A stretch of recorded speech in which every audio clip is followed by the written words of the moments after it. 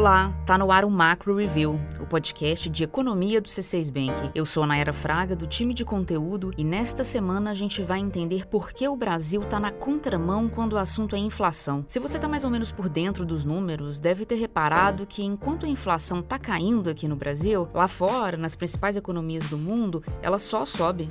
O que explica essa diferença? Será que a coisa tá ruim só nos países desenvolvidos e aqui tá tudo mais do que bem? Nesse episódio a gente explica isso melhor pra você e também comenta o resultado da pesquisa mensal de serviços de agosto, que mostra como anda esse setor que responde por cerca de 60% do PIB brasileiro.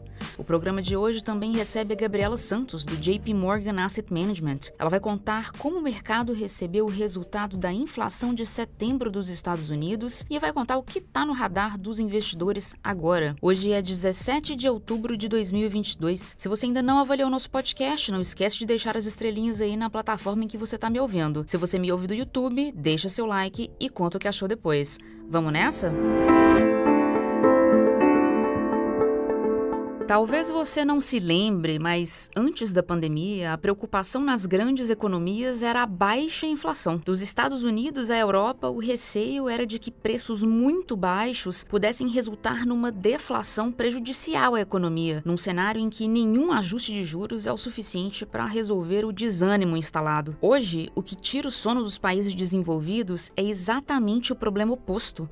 É a escalada da inflação. O alerta mais recente veio dos Estados Unidos. Dados divulgados pelo Departamento de Trabalho americano mostram que em setembro a inflação medida pelo Índice de Preços ao Consumidor subiu 0,4% no mês. No acumulado de 12 meses, a alta é de 8,2%. A inflação americana permanece em um dos maiores níveis dos últimos 40 anos. O que preocupa, em especial, é o núcleo da inflação, que exclui alimentos e energias do cálculo, que são itens voláteis. O núcleo dá a tendência limpa da inflação, digamos assim, e o que ele está mostrando no caso dos Estados Unidos é que a situação ainda está bem ruim. O núcleo veio em 6,6%, o maior patamar desde 1982. Mais uma vez, o resultado decepcionou os analistas. O setor de serviços, categoria em que entram hospedagem, restaurantes, cinema, é ele quem mais tem puxado a inflação americana para cima. A demanda nesse segmento está alta. O porquê é simples. Primeiro, por conta dos auxílios financeiros concedidos durante e logo após a pandemia para pessoas e empresas, existe uma quantidade grande de dinheiro em circulação nos Estados Unidos. Segundo, o mercado de trabalho continua superaquecido, com o nível de desemprego perto da mínima histórica do país. Como a gente já falou aqui outra vez, essa situação mantém o ganho por hora trabalhada bem acima da produtividade, que é quando o salário é maior do que o funcionário entrega em produção. Isso tudo eleva os custos das empresas. Na nossa visão, a inflação americana vai custar a voltar para patamares mais razoáveis. É por isso que a gente acredita que o Fed, o Banco Central Americano, vai precisar manter os juros em nível alto por mais tempo do que o que ele vem indicando. A projeção dos membros do Fed para os juros americanos é de 4,4% para 2022 e 4,6% para 2023. Na Europa, o cenário também é de inflação alta. Desde que foi criada há 20 anos, a zona do euro não vivia uma inflação tão elevada quanto a de agora. A alta dos preços em 12 meses até setembro está em 10%. Lá, a raiz do problema é a escassez de gás, que ficou bem caro. O preço subiu mais de 2 vezes no continente desde o início da guerra na Ucrânia. Só para relembrar, em setembro, a Rússia interrompeu completamente o fornecimento de gás pelo Nord Stream 1, que é o gasoduto que leva a maior quantidade de gás da Rússia para o território europeu. Para a gente ter uma ideia do tamanho desse problema, basta olhar para a matriz energética europeia e ver que 1/4 da energia consumida na Europa vem do gás. É o gás que aquece os europeus no inverno, é ele que mantém em funcionamento diversas indústrias. Não é à toa que existe uma busca desesperada por fontes alternativas. Usinas de carvão foram reativadas, o fechamento de usinas nucleares, que estava programado para esse ano, foi adiado, e estão construindo plataformas de regaseificação, que são estruturas que fazem o gás líquido que chega em navios retornar ao estado gasoso, É um negócio super caro. Por hora, o que a gente vê é que o gás russo não tem um substituto em volume suficiente para repor o que está sendo retirado do mercado pela Rússia. É por essa razão que a pressão sobre o custo da energia deve continuar e é por isso que a recessão no continente europeu é dada como certa. Diante disso, o Banco Central Europeu deve continuar subindo os juros. A gente aqui entende que enquanto a restrição na oferta de gás na Europa não for resolvida, não há outro remédio efetivo para combater a alta de preços que não o controle da demanda via aperto monetário. E se no mundo desenvolvido a inflação está alta e em elevação, aqui no Brasil a inflação está em queda. O IPCA de setembro, que foi divulgado na semana passada, caiu 0,29% ante agosto. Foi a terceira retração seguida do índice. O fator que mais contribui para essas reduções consecutivas do IPCA é o corte de impostos. 3 meses atrás foi definido um limite de 17%, 18% para o ICMS cobrado sobre energia, combustíveis e telecomunicações. E além disso, o governo zerou os impostos federais que incidiam sobre combustíveis. Isso tirou alguns bons pontos da inflação brasileira, mas vale dizer que essas iniciativas vão ter um custo de cerca de 70 bilhões de reais aos cofres públicos só em 2022. Quem também ajuda a trazer a inflação para baixo aqui no Brasil são as commodities, que estão em queda. Apesar de essa categoria ser volátil, os preços de petróleo, grãos e metais estão em tendência de baixa, segundo o índice CRB. É essa queda nos preços das commodities, inclusive, que permitiu que a Petrobras reduzisse o preço da gasolina vendida nas refinarias em quase 20%. No acumulado de 12 meses, a inflação brasileira está em mais de 7%. É bem menos do que o pico visto em abril, que foi de 12%, mas ainda assim é um patamar elevado e distante da meta do Banco Central para 2022,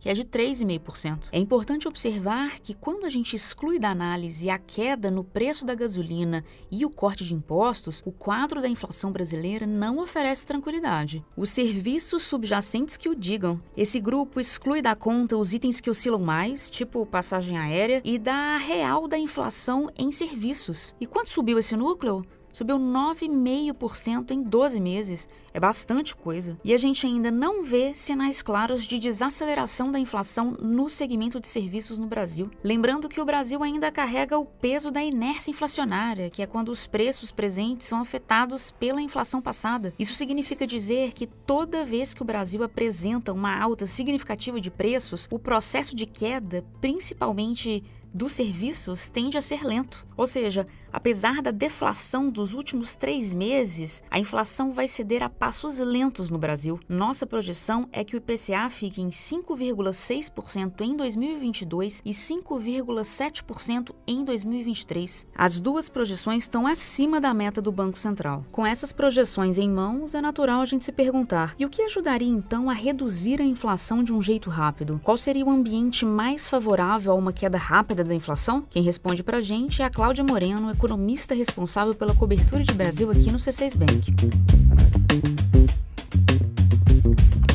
Nayara, historicamente, os períodos de queda rápida da inflação estão associados a 2 condições, e o ponto é que nenhuma delas está presente hoje. A primeira condição para a inflação cair rapidamente é um real mais forte ante o dólar. Quando a moeda brasileira ganha mais força, os itens importados, videogame, perfume, computador, eles ficam mais baratos. E não só eles, o preço de todos os produtos que têm algum insumo dolarizado cai, do carro ao pão francês. A segunda condição necessária para a inflação cair rápido é uma taxa de desemprego elevada. Não que isso seja bom ou desejável, nada disso. Mas é consenso entre os economistas que taxas mais altas de desemprego ajudam a puxar a inflação para baixo. Deixa eu explicar melhor. O setor de serviços é intensivo em mão de obra. É o salário das pessoas que compõe a maior parte do valor do serviço. Quando o mercado de trabalho aquece, quando existem menos pessoas disponíveis para contratar, os salários naturalmente sobem. É uma questão de oferta e demanda. Por exemplo, o dono de um salão de beleza, para contratar mais gente, tem que pagar mais por cada contratação. A consequência é o aumento do custo do negócio. E, no fim, fica mais caro para o cliente cortar o cabelo. E em que condições a gente se encontra agora? Bom, essas duas coisas que eu mencionei, um real mais forte e uma taxa de desemprego elevada, não estão presentes hoje no Brasil. O dólar está acima de R$5 e deve continuar subindo até o final do ano que vem. E o desemprego está no patamar mais baixo desde 2015, que é uma ótima notícia. Mas isso não ajuda a trazer a inflação para baixo. O que isso quer dizer, Nayara? Quer dizer que as chances de uma queda rápida da inflação acontecer são mínimas. Falando agora dos dados que saíram nos últimos dias, o IBGE divulgou a pesquisa mensal de serviços. O levantamento mostrou que o volume de serviços prestados no Brasil avançou 0,7% em agosto. Foi o quarto mês seguido de alta, reforçando que antes eu estava falando de inflação do setor de serviços e agora eu estou falando do volume de prestação de serviços no país. Bom, esse aumento no volume tem a ver com a retomada da economia, que trouxe de volta o movimento em bares, hotéis, academias, salões. Apesar de esse resultado ter vindo acima da nossa expectativa, na nossa visão, o setor de serviços deve apresentar um crescimento menor daqui em diante em razão da desaceleração da atividade econômica no Brasil, que é algo previsto para ocorrer entre o último trimestre deste ano e o ano que vem. Partindo para uma conversa sobre mercado, o assunto principal dos últimos dias entre os investidores foi naturalmente a inflação americana. Algumas apostas e dúvidas ficaram no ar. Qual será o tamanho do próximo aumento de juros nos Estados Unidos? Diante da certeza de que o núcleo da inflação americana segue alto, como é que o Fed vai se comportar? E os investidores agora precisam prestar atenção em quê? Quem compartilha com a gente esse clima do mercado é a Gabriela Santos, estrategista de mercados globais do JP Morgan Asset Management. Ela conversou com a gente direto de Nova York, onde ela está baseada. Bom, semana passada, certamente a atenção ficou nos dados de inflação nos Estados Unidos para o mês de setembro. Com os dados mais quentes do que foram esperados, os mercados de renda fixa aumentaram as suas expectativas de juros do Banco Central, esperando com 100% de probabilidade uma alta de 75 pontos base na próxima reunião no começo de novembro, seguido de 50 pontos base em dezembro, com possibilidade de ser outros 75 pontos base e aí aumentos de juros adicionais em 2023. Agora, os mercados estão esperando que os juros cheguem a 4,9%. Lembrando que estão entre 3% e 3,25% no momento. Isso também foi reforçado pela ata do Banco Central americano que saiu essa semana passada referente à reunião de setembro. Nela, os membros falam muito sobre o seu foco em combater a inflação ainda muito elevada e que vem o risco de fazer pouco demais como principal risco, maior do que o risco de aumentar os juros demais. Com isso, os investidores continuam preocupados sobre como aumento de juros junto de inflação podem afetar a economia americana. Ainda não está causando uma recessão. Tivemos os dados de vendas no varejo nos Estados Unidos para o mês de setembro, os consumidores ainda gastando, especialmente com serviços. Então, no momento, não temos uma recessão nos Estados Unidos, mas os mercados, claro, sempre se adiantam e já estão preocupados com uma chegando em 2023. Com isso, agora essa semana, nas próximas semanas, toda a atenção vai estar voltada pelos resultados das companhias americanas, com o reporte oficial dos seus resultados para o mês, para o trimestre terminado em setembro. Deve ser onde as companhias americanas continuaram crescendo o seu lucro, esperado um crescimento de 2,6% ano contra ano,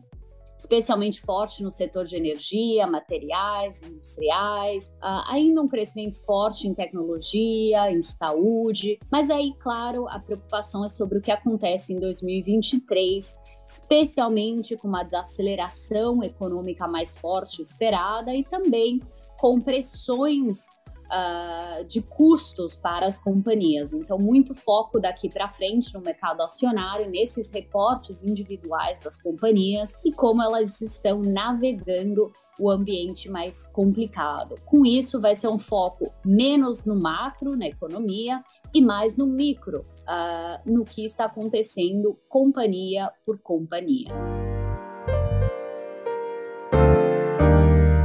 Hora da nossa agenda, eu compartilho com você agora os principais dados econômicos que o nosso time vai acompanhar. Na terça-feira, aqui no Brasil, a FGV divulga o Índice Geral de Preços, o IGP-10, de agosto. O indicador calcula a variação de preços no atacado, preços ao consumidor e preços na construção civil. E lá na China, está prevista para os próximos dias a divulgação do PIB do terceiro trimestre do país. A expectativa do mercado é de um crescimento perto de 3%. É uma expansão que compensaria a queda do trimestre trimestre anterior, mas ainda assim é um nível de expansão que mantém a China numa trajetória bem abaixo da esperada no início do ano. A divulgação do PIB da China estava marcada para hoje, mas ela foi adiada e agora pode sair até 31 de outubro. É isso, hoje a nossa agenda está um pouco mais curtinha e chegamos ao fim do episódio. Obrigada a você que ficou comigo até aqui. Quem faz parte da equipe econômica do C6 Bank são o Felipe Salles, a Cláudia Moreno, a Cláudia Rodrigues, o Eliezer Jacob e o Felipe Mack. A produção e o roteiro ficam comigo, Nayara Fraga, e com a Malena Oliveira. A edição de som é de André Donato. A direção de arte é de Oliver Cardoso, Rafael Vitor e Beatriz Batista. A divulgação nas redes sociais é de Karina Campos, David Romay e Sara Santana. Lembrando que o Macro Review é um podcast semanal e você pode ouvir a gente em várias plataformas. No canal do C6 Bank no YouTube,